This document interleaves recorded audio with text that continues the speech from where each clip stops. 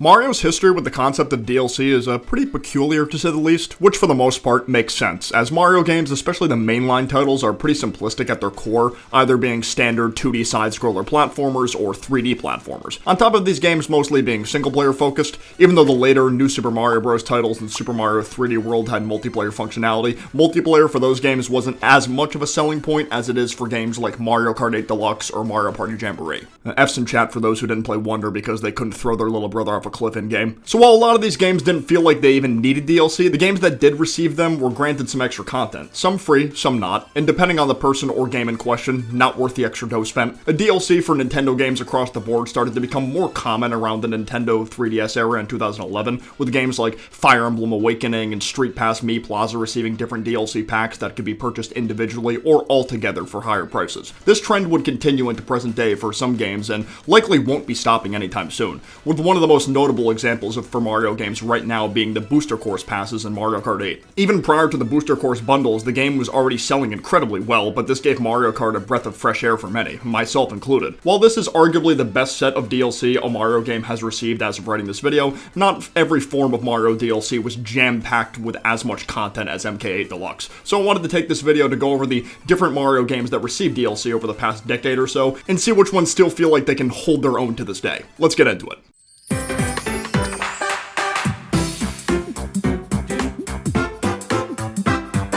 Maybe this is a hot take, but I feel like New Super Mario Bros. 2 actually benefited a decent bit from having this added DLC to the game's Coin Rush mode, at least in the sense of helping give the game more of its own identity outside of the main levels available in the game's story mode, because story mode-wise, New Super Mario Bros. 2 is definitely one of the most vanilla 2D Mario games released since Mario Bros. Wii, so putting in Coin Rush was a smart play in my opinion. Starting October 2nd, 2012 up until December 20th, 2012, this game would receive 10 total Coin Rush packs for $2.50 each, with each individual pack containing 3 levels each. So basically, you're getting 30 new levels for the total price of $25. Honestly, not a terrible deal in my eyes, since that by extension equates to less than $1 full per level. From a business perspective, this was a smart move by Nintendo to incentivize more skilled players to continue to test their own capabilities in these Coin Rush levels, because one of the big selling points of the Coin Rush DLC levels in particular was that they're supposed to be noticeably more challenging than the regular levels from the main game, the timer being 100 seconds maximum, with some levels being even less, so them saving the Impossible pack for the very last pack felt like a perfect way to round out the extra content for that game, as the difficulty setting for those levels is labeled Danger in all caps and the only pack to have that label. There were some exceptions to the difficulty though, not every single pack was turbo hard, like the Gold Classics pack that released in November 2012 was a very easy level, with those levels intending to be used for, nostalgia for older Mario players. The first level being a reskin of the original 1-1 and 1-2 from Super Mario Bros. The second one is 1-1 and 1-5 from Mario 3,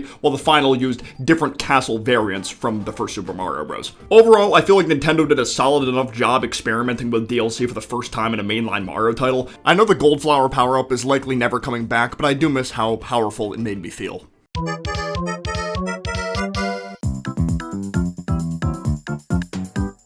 I think New Super Luigi U is one of the most unique instances of DLC to date for any Mario game, because it was one of the only times where you were able to buy the DLC itself physically at a later date from the initial release. New Super Luigi U was a $20 expansion pack from New Super Mario Bros. U that initially released in June 2013, then by itself physically about a month later on July 13th. Serving as one of the main titles for the year of Luigi, shout out to the GOAT, this is still one of my favorite DLCs for any Mario game. I'm definitely not biased at all. Nope, not one bit. While the world map of the game didn't change, every single level did and was made more challenging, as you only had 100 seconds at base to complete it, and the general platforming was made tougher as well. This game is also one of the only instances where Mario is completely unplayable in a mainline game, being semi-replaced by Nabbit, who sort of serves as the easy mode character for the game. Luigi was also given a bit of a flutter jump of sorts too, which added a bit more depth to the platforming, so while the levels were obviously a lot shorter, the added difficulty combined with every level getting anywhere from a light to major overhaul was very worth it for me. I think the only downside for me was because every level started at 100 seconds, that by extension meant every level was playing the sped up version of whatever level theme you were in, so for those who like to take a bit more of their time to appreciate the game's OST while playing, you can't really do that here.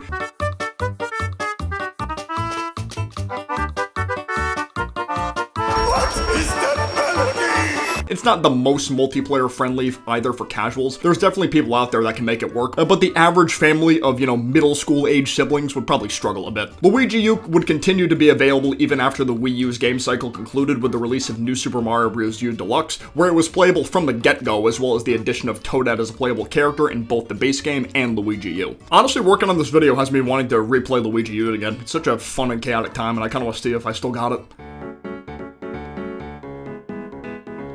Now we're getting into a bit of questionable territory for me. With the exception of Mario Hoops 3-on-3, I was never the biggest fan of the Mario sports games and even Mario Party games on Nintendo handheld systems. They were the kinds of games where the single-player modes never hooked me in enough, so unless I was playing with friends, family, or both, they weren't that fun. And it's like, yeah, you could still play them multiplayer, but it's just not the same feeling as, sitting together and looking at a big TV. Decent enough, but not as fun as the other home console installments. To be fair, I am extremely biased with this one because golf in general isn't a super fun sport to me. We will be seated for Happy Gilmore too, though. SpongeBob?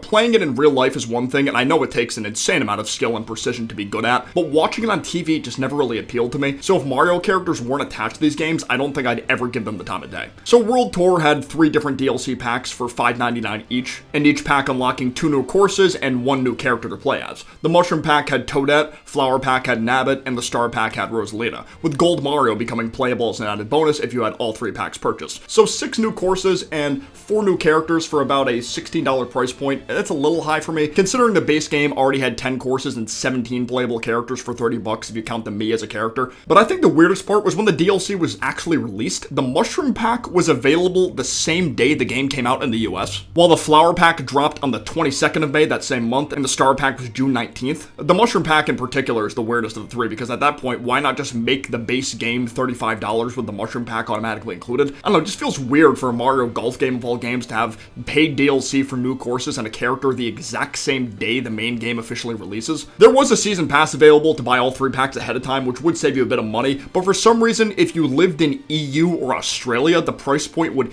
increase if you waited after May 31st to purchase the pass. Not sure why that was a thing for those regions, but sorry for those who had to pay the extra, because that sucks. Not completely terrible DLC, but I'd say it's the weakest of the ones I've mentioned thus far.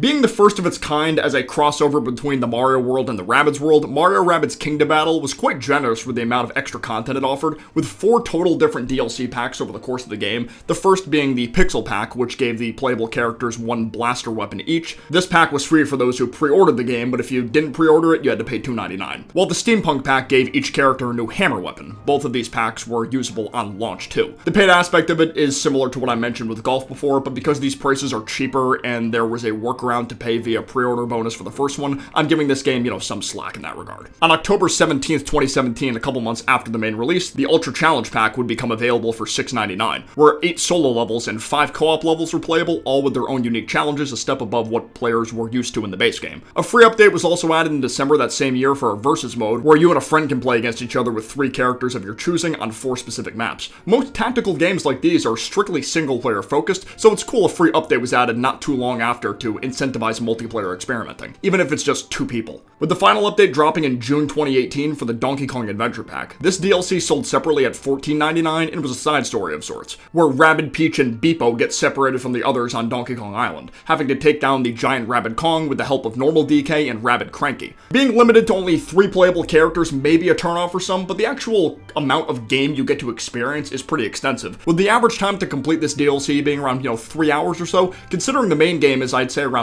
10 hours average completion, I feel like that's playing with essentially an extra third of the main game for $15. It's not too bad. Sure, you lose out on some characters, but if you like DK enough, it'll more than even out. Odyssey seemed like it had more demand for DLC from some fans than any other Mario game on Switch, besides, maybe the Mario Party games. Even though it did technically get it, it just wasn't what some people were hoping for. About 4 months after Odyssey released, on February 21st, 2018, a free update to Odyssey called Luigi's Balloon World was added. From then on, Luigi would automatically appear at the main starting point of any kingdom Mario traveled to, where talking to him would allow you to either hide your own balloon on parts of the kingdom for other players worldwide to find, or you can find someone else's balloon hidden somewhere. everywhere. There was also a ranked leaderboard to incentivize people to keep playing to increase their rank, and the higher you climb, the harder it becomes to find balloons. But if you do get high enough rank, Luigi will get more balloons added to his back, all of them turning gold if you reach the 50-star rank. The mode itself is solid, but I just wish Luigi wasn't the one tied to it so he could have been playable like in the Galaxy games. A balloon world could have been a neat way to, finally bring Toadsworth, for example, back into the Mario world. But, oh well. Every update Odyssey got from there on was costume related. 14 total would be added over the next 8 months of 2018 and could all be purchased in-game using regular coins. Some, of course, being more expensive than others, like the 8-bit Mario cap coming in at 9,999 coins. Which, honestly, fair. I mean, look at them. But my personal favorite is the Rango outfit. So while the game stopped getting updated at the tail end of 2018, some folks were hoping we'd get a DLC kingdom of some kind eventually, which never happened and at this point never will. The most common possibilities I've seen brought up were Bob-on Battlefield, Delfino Plaza, or the Comet Observatory, which all would have been awesome additions. Even if Nintendo wanted to charge like 15 to 20 bucks for one extra kingdom, people 100% would have tapped into that. But here's the thing, I think Nintendo realized Odyssey didn't really need DLC, nor would it have benefited from it that much, because at its core, Odyssey is already an incredible game with a boatload of content packed into it. A DLC would have been cool for sure, but not necessarily a necessity. A Mario game that desperately needed DLC was freaking Mario Tennis Ultra Smash. That game was the most bare-bones Mario sports game ever made. Odyssey wasn't suffering from the same fate and was already such a unique game compared to any other 3D Mario game we've gotten before, so the big guys didn't, see a need to make a DLC a thing. At least that's my theory.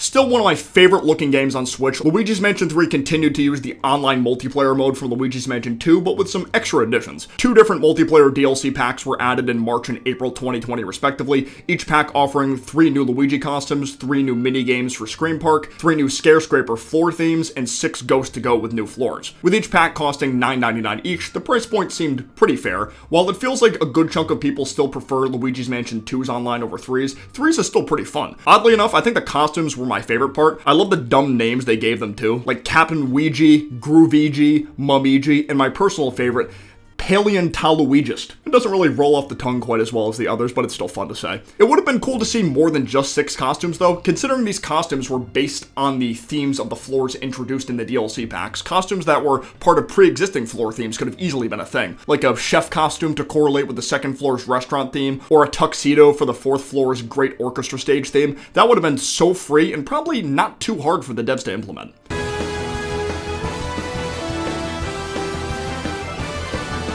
I'm going to include all the Switch Mario sports titles together in this section here because they all came around, similar time periods and only included free updates, not paid ones. The first to be released of the 3 that got free title updates was Mario Tennis Aces in June 2018. Surprisingly, this game actually got quite a bit of updates, not just from free downloadable content, but buffing and nerfing certain characters over time. I honestly didn't realize this game had a competitive scene like that, I really didn't. Apparently Chain Chomp was too overpowered at one point and they had to nerf him in April 2019. The base roster had 16 characters with 14 unlockable characters into August 2019. What was neat about these unlockables is you could either get them a bit early by playing in online tournaments during a certain time, or simply wait about an extra month to have them automatically. These characters were Koopa, Blooper, Diddy, Birdo, Paratroopa, Shy Guy, Petey, Luma, Boom Boom, Pauline, Kamek, Drybones, Fire Piranha Plant, and Dry Bowser. A decently sized total roster and a massive upgrade from Ultra Smash as a whole. Some of the choices for who is DLC and who is in base are kind of funny though, like Boo and Spike having priority over regular Koopa and Paratroopa. You'd think it'd be the other way around. But Spike was making his tennis debut in this game, and it would have been a little silly in my opinion if every single newcomer was locked behind a later update. You gotta have some new faces in base, you know what I mean? Color variants for Boo, Yoshi, and Shy Guy would also be unlocked during certain periods of the year.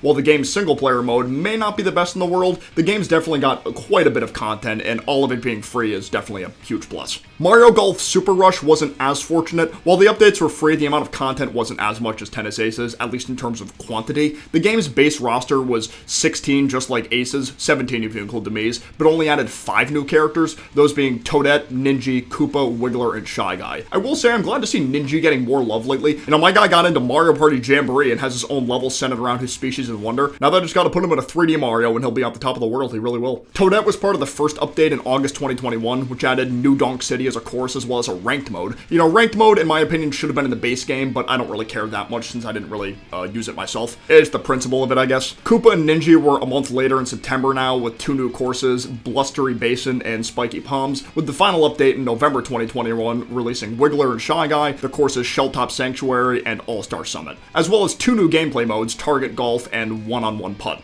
Mario Strikers Battle League is such an interesting game because people were absolutely fiending for a new Mario Strikers after not getting one for over a decade, close to 2 decades actually. It had such a rough and gritty feel to it that no other Mario sports game was able to replicate, and I think that's why people loved it so much. And that feeling is probably because these games were being developed by a completely different studio, that being Next Level Games instead of Camelot. Because of how long the wait was in between games, I think people's expectations were a bit higher than normal, so when it was revealed the base roster was smaller than Strikers Charge base roster, specifically going from 12 to 10, some people were not super thrilled about that. The base game released in June 2022, with the first title update not happening until a full month later, adding Daisy and Shy Guy as playable characters. Then the September 2022 update would add Pauline, Diddy, the new Planetoid Stadium, and barrel-themed gear set to match with the DK World characters, with the last major update in December 2022 adding Birdo, Bowser Jr., a Shell Gear set, and an urban rooftop stadium. 2 more updates happened in January and March of 2023, but they were focused on bug fixes. So while the final roster did end up being larger than Strikers Charged, I can't help but wonder what development was like behind the scenes for characters like Daisy to not be part of the game's base roster. While the gap between this and Strikers Charged was large, maybe Next Level Games didn't actually start development on it until much closer to the actual release. It's great all of this was free, and the argument of adding characters later to increase the game's longevity for players in their households is understandable to an extent, but to start the game off with a smaller roster than the previous entry was a very weird decision. Overall, these updates were okay with them being free and all. I will say the Switch era of Mario sports games definitely wasn't my favorite of the Mario sports era. That probably goes to the Wii. New characters making first-time debuts, that's, fine, but when that's practically the only extra content the games are adding, I can understand why some people ended up feeling slighted by these games. While Kingdom Battle had the weapon reskins and the big one-and-done DK DLC, Sparks of Hope really took things up a notch, adding 3 total DLC packs with new gameplay modes, some weapon skins, and costing a total of $29.99 with the Season Pass. The first was the Tower of Doom that dropped in March 2023, where you're going through a multi-dimensional tower gauntlet of strategic battles in order to save the little rabbit spawning. The last Spark Hunter, released in June 2023, has Mario's group traveling to 4 different areas to deal with a rabbit named Kanya and her robotic King Bob-omb. There's a decent bit of side quests and some new NPCs to meet along the way too, with the final pack releasing in August 2023 named Rayman and the Phantom Show. This one in particular was very wild because Rayman was starting to feel like a character lost to time in some ways. Like, even though the Rabbids started as side characters in a Rayman game, they ended up dethroning him in terms of popularity. So seeing Rayman come back and in a game with Mario's name attached to it was insane. Rayman, Rabbid Mario, and Rabbid Peach are the only playable characters in this pack. Not sure if rights issues or simply a design choice were the reason the regular Mario characters couldn't be included in this pack, but it is what it is. Basically, the objective is to use those 3 characters to explore different areas of a giant stage set called the Space Opera Network and clear the areas of darkness. It's got 4 bosses too, when the previous pack only had 2. Overall, the DLCs are good, but the pricing for everything is kinda strange. If you buy the game's gold edition at $90, it comes with all the DLC together, if I'm not mistaken. But if you technically just buy the base game as is, then the season pass later, and I think that actually saves you a couple cents. It's not much, but it's better than nothing. I'm glad the price point for the season pass seems to improve from the first game, because with the season pass being around $30, it equates to each new side mode being around $10, which is $5 cheaper than what the Donkey Kong mode is being sold for solo.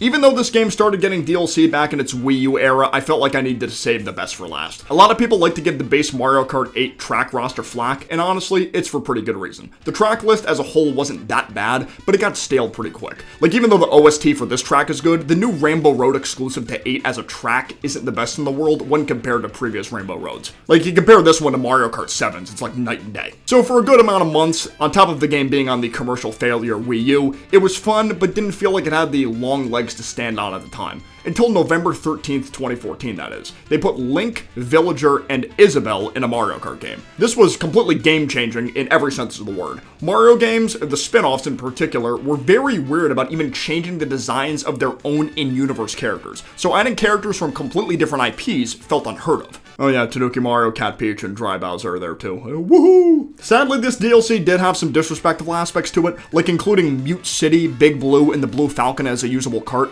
but no Captain Falcon being playable in sight. Still to this day in Deluxe, by the way. It's not like anyone was realistically expecting Captain Falcon to be in the game prior to this DLC being announced. It's the fact that they added his signature cart in 2 major maps from the F-Zero games in Mario Kart, with the F-Zero face himself being absent. I'm not even that big of an F-Zero fan, and if we're being completely honest with ourselves, most people didn't even know who Captain Falcon was until Smash Bros. Became a thing. It's just the way they went about it is so odd. I feel like they needed to fully commit to make the pack more well-rounded. I don't know. 16 tracks were playable now too, some returning favorites like Yoshi's Circuit, Wario's Gold Mine, Baby Park, and Neo Bowser City, while others were brand new like Dragon Driftway, the Excite Bike Arena, Hyrule Circuit, Animal Crossing, and Super Bell Subway. New Yoshi and Shy Guy colors too, I almost forgot that. Interesting to save those for DLC, but whatever. Now with the Switch out, Mario Kart 8 Deluxe would come out in April 2017, shortly after the Switch launched, and automatically include the previous DLC from the Wii U version. On top of both Inkling variants, King Boo, Bowser Jr., and Dry Bones being playable from launch too, where it went through a bit of a dry spell in the DLC department until early 2022, where it was revealed Mario Kart 8 Deluxe was getting a Booster Course DLC pass that will release in 6 different waves, each wave containing 2 cups/8 tracks, with the entire pass costing $24.99. I don't know about any of you guys, but this gigantic DLC pack is what got me back into playing Mario Kart 8 on a regular basis. It's become at least a once-a-week occasion for me and my friend group. These waves would not only include retro tracks and brand new tracks exclusive to Mario Kart 8, but some tracks from the mobile game Mario Kart Tour. Tons of fan favorites returning like Coconut Mall, Waluigi Pinball, Maple Tree Way, DK Mountain, and Mushroom Gorge, while tour tracks had ones like Sydney Sprint, Singapore Subway, and Los Angeles Laps. The new tracks were really solid too. The Yoshi's Island map, easily my favorite. Making that red bridge appear at the end of a lap never gets old. Plus, starting in the 4th wave in March 2023, new and old characters were added to the roster. Birdo in Wave 4, Petey, Kamek, and Wiggler in Wave 5, with Wave 6 easily adding the most, Diddy, Funky, Pauline, Peachette, and the addition of different Mii race suits themed around different Mario characters and objects. $25 for this amount of content is more than worth it in my opinion, and it totally makes sense as to why this game continues to be the best-selling game on Switch. So yeah, Mario's DLC history has been kind of all over the place over the years, some of course higher quality than others, while some games, mainly ones in the Mario Party series, could have really used DLC. Post-editing Weege here, while still working on this video, it was announced Mario Party Jamboree was going to be getting add-on content for a Switch 2 version of the game, but most of the takes I'm going to say from here on out still remain the same related to Mario Party. Just figured I'd throw this in there to let people know I'm aware it exists and to prevent some people from being annoying in the comments if I never mentioned it at all. The fact that Mario Party Superstars, a game that was centered around older returning maps and minigames, never got DLC before Jamboree came out still blows my mind. Of course it does come down to the developers, and not every single Mario game is developed in-house by Nintendo themselves, but it feels like such a missed opportunity for those games, mainly Superstars, to have never gotten any. Those guys could have done the bare minimum, charged $5 for just one new map, no new minigames, and boatloads of people would have still bought it. No doubt in my mind. Just the Mario Party name being attached to it would have been enough. Superstars was fun for a bit, but there's only so much of that game I can play before getting bored because I want more boards. Overall, the way the different DLCs have been handled have been pretty fair in my eyes. My main gripes were the lack of characters and base rosters, but at least most of those updates were free, so getting overly upset about it really isn't worth it. But that's the thing with Mario though, most of these games don't even need or feel like they need DLC because they release in very finished states. Like Wonder realistically doesn't even need DLC. Most I could have seen for Wonder is them adding some extra badges and free updates, but there's still a lot of badges to begin with. So even then, it's totally fine as is, I think. I imagine the next mainline Mario games will follow a similar suit to Wonder and Odyssey. Spin-offs, who knows at this point. I'm still holding out hope for future Mario Party games. Egad's Garage, I miss you so much. Please come back, Egad.